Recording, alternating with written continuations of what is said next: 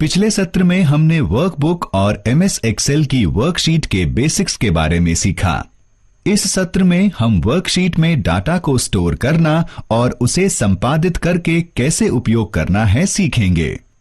हम यह भी सीखेंगे कि हम विभिन्न डाटा टूल्स जैसे ग्राफ्स या चार्ट्स का उपयोग करके डाटा को और अधिक आकर्षक कैसे बना सकते हैं।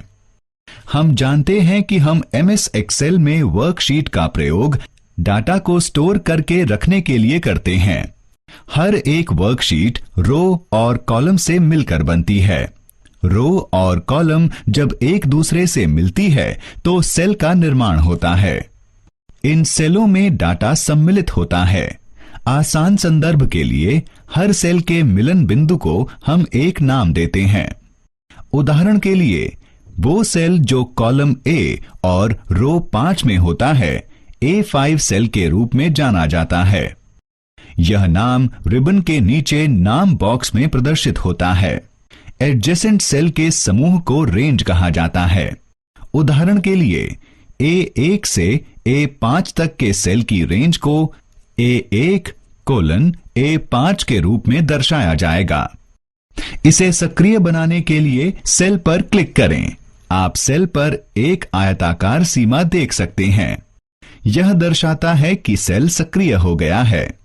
अब आप इसमें डाटा दर्ज कर सकते हैं। ये डाटा संख्या, टेक्स्ट, दिनांक या समय पर आधारित हो सकता है। चलिए देखते हैं किसी सेल में टेक्स्ट और संख्या कैसे दर्ज कर सकते हैं। 1. सेल पर क्लिक करें। 2. जो संख्या या टेक्स्ट आप दर्ज करना चाहते हैं लिखें। 3. एंटर या टैब दबाएं। सेल में दिनांक दर्ज करने के लिए 1. सेल पर क्लिक करें। 2. स्लैश चिन्ह या तारीख के कुछ हिस्सों को अलग करने के लिए हाइफन का उपयोग कर दिनांक दर्ज करें।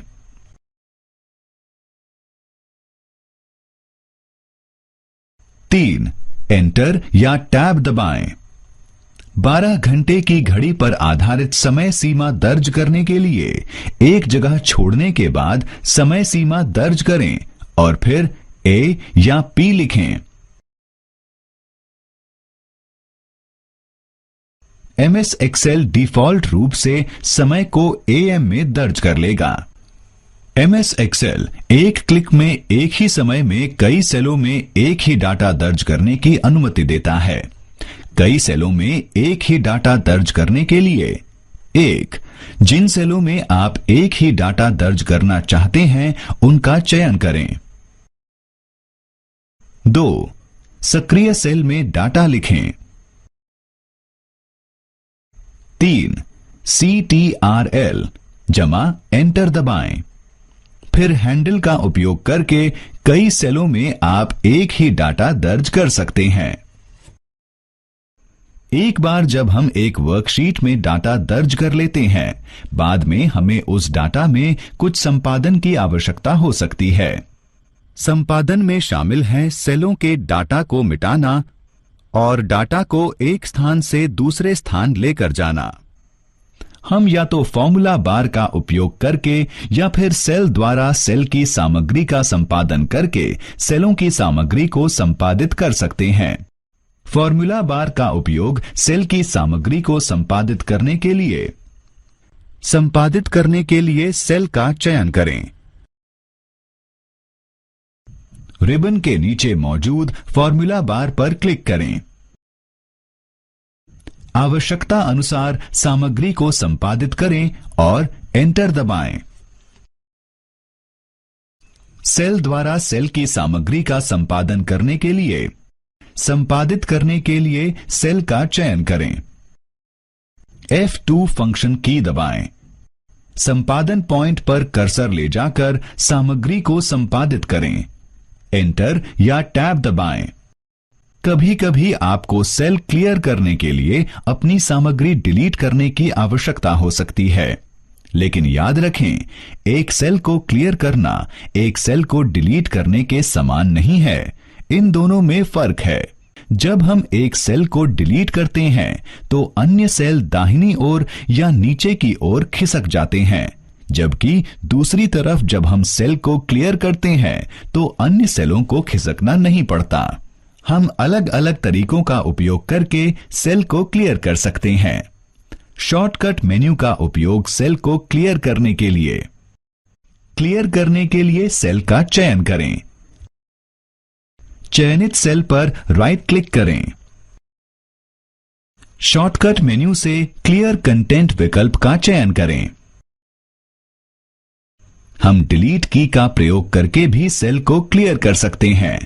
क्लियर करने के लिए सेल का चयन करें और डिलीट की दबाएं। डिलीट की सेल की सामग्री को क्लियर कर देगी, लेकिन सेल की फॉर्मेटिंग को नहीं बदलेगी। सेल की सामग्री को क्लियर करने के लिए हम मेन्यू बार का उपयोग भी कर सकते हैं। सेल क्लियर करने के लिए मेन्यू बार का उपयोग करें।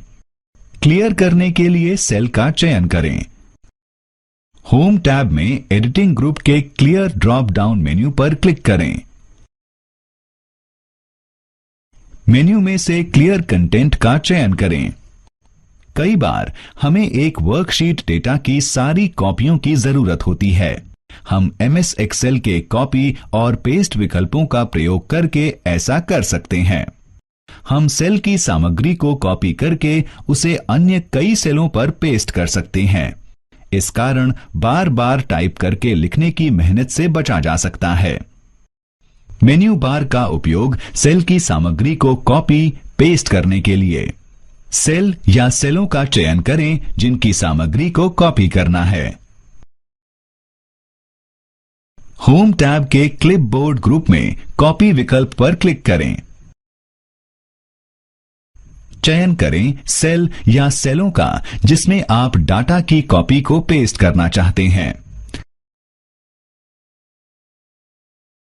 क्लिपबोर्ड ग्रुप में पेस्ट ड्रॉप डाउन मेन्यू पर क्लिक करें। चयनित सेलों या सेल पर कॉपी सामग्री को पेस्ट करने के लिए चयन करें पेस्ट। हम सेल सामग्री को कॉपी पेस्ट करने के लिए शॉर्टकट मेन्यू का उपयोग भी कर सकते हैं। शॉर्टकट मेन्यू का उपयोग सेल सामग्री को कॉपी पेस्ट करने के लिए। सेल या सेलों का चयन करें जिनकी सामग्री को कॉपी करना है। चयनित सेल पर राइट क्लिक करें। शॉर्टकट मेन्यू से कॉपी का चयन करें। जिन सेल या सेलों में आप डाटा की कॉपी पेस्ट करना चाहते हैं उनका चयन करें। चयनित सेलों पर राइट क्लिक करें। शॉर्टकट मेन्यू से पेस्ट चुनें। हमें डाटा को एक सेल से दूसरे सेल ले जाने की आवश्यकता पड़ सकती है। सेल सामग्री को ले जाने के लिए जिन सेल या सेलों की सामग्री को ले जाना है उनका चयन करें। होम टैब के क्लिपबोर्ड ग्रुप में कट विकल्प पर क्लिक करें। उन सेल या सेलों का चयन करें जहां आप डाटा ले जाना चाहते हैं। क्लिपबोर्ड ग्रुप में पेस्ट ड्रॉप डाउन मेन्यू पर क्लिक करें। चयनित सेलों या सेल पर पेस्ट करने के लिए चयन करें पेस्ट।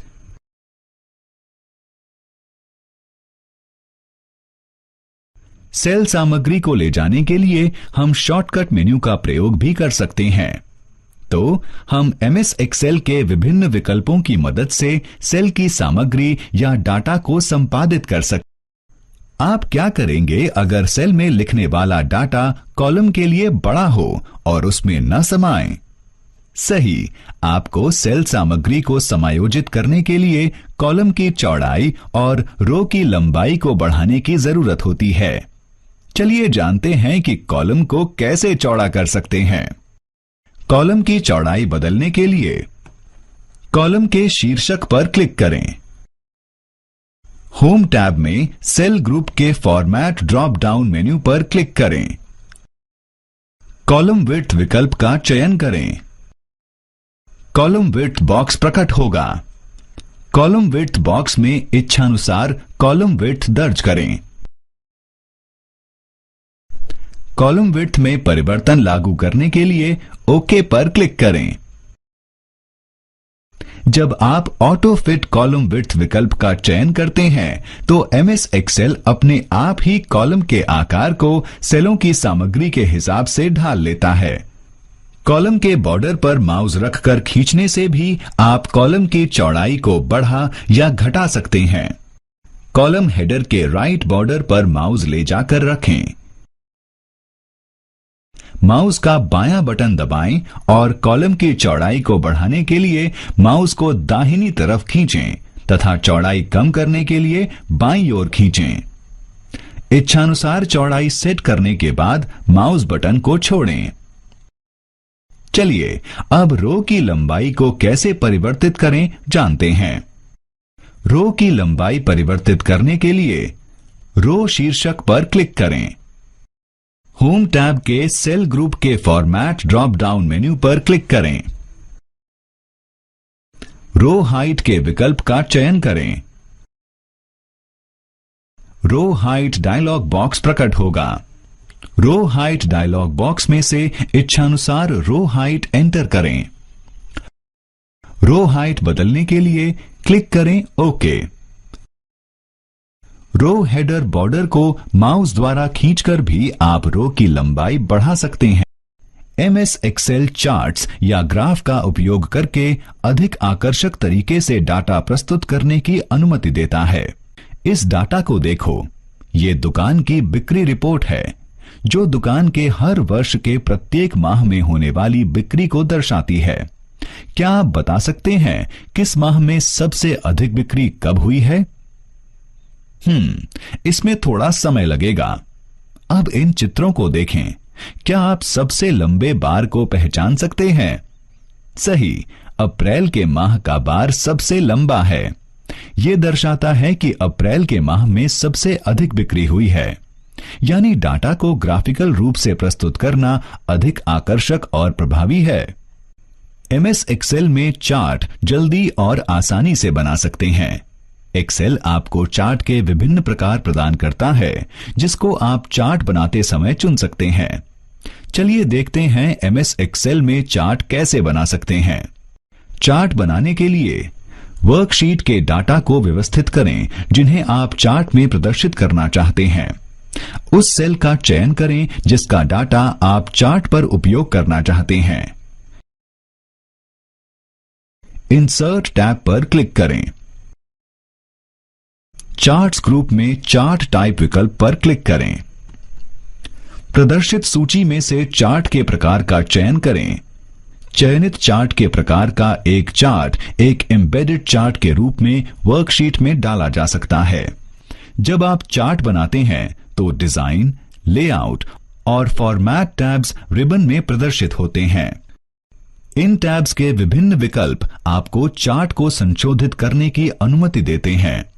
डिजाइन टैब डाटा की एक सीरीज को रो और कॉलम में प्रदर्शित करने में, सोर्स डाटा को बदलने में, चार्ट की लोकेशन बदलने में, चार्ट के प्रकारों को बदलने में, चार्ट को टेम्पलेट के रूप में सेव करने में, प्री डिफाइंड लेआउट और फॉर्मेटिंग विकल्प का चयन करने में मदद करता है। लेआउट टैब आपको प्रदर्शित चार्ट के तत्वों को बदलने जैसे टाइटल और डाटा केबल्स, ड्राइंग टूल्स का उपयोग, टेक्स्ट बॉक्स और पिक्चर्स को चार्ट में जोड़ने की अनुमति देता है।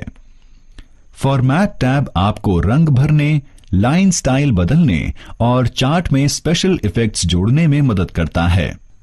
तो इन सभी का उपयोग करके हम चार्ट को और अधिक ध्यान आकर्षक और प्रस्तुति के योग्य बना सकते हैं। चार्ट बनाने के लिए वर्कशीट के डाटा को व्यवस्थित करें जिन्हें आप चार्ट में प्रदर्शित करना चाहते हैं। उस सेल का चयन करें जिसका डाटा आप चार्ट पर उपयोग करना चाहते हैं। इंसर्ट टैब पर क्लिक करें। चार्ट्स ग्रुप में चार्ट टाइप विकल्प पर क्लिक करें। प्रदर्शित सूची में से चार्ट के प्रकार का चयन करें। चयनित चार्ट के प्रकार का एक चार्ट एक एम्बेडेड चार्ट के रूप में वर्कशीट में डाला जा सकता है। चार्ट बनाने के लिए वर्कशीट के डाटा को व्यवस्थित करें जिन्हें आप चार्ट में प्रदर्शित करना चाहते हैं। इंसर्ट टैब पर क्लिक करें। चार्ट्स ग्रुप में चार्ट टाइप विकल्प पर क्लिक करें। प्रदर्शित सूची में से चार्ट के प्रकार का चयन करें। चलिए संक्षेप में इस विषय पर चर्चा करते हैं। एक वर्कशीट में रो और कॉलम के मिलन बिंदु को सेल कहा जाता है। हर सेल के मिलन बिंदु को एक नाम दिया जाता है। एडजेसेंट सेल के समूह को रेंज कहा जाता है। MS Excel auto fill feature प्रदान करता है जो श्रृंखला में से एक पैटर्न या डाटा का पालन करके सेलों को स्वचालित रूप से भरता है। जब आप ऑटो फिट कॉलम विड्थ विकल्प का चयन करते हैं तो MS एक्सेल अपने आप ही कॉलम के आकार को सेलों की सामग्री के हिसाब से ढाल लेता है।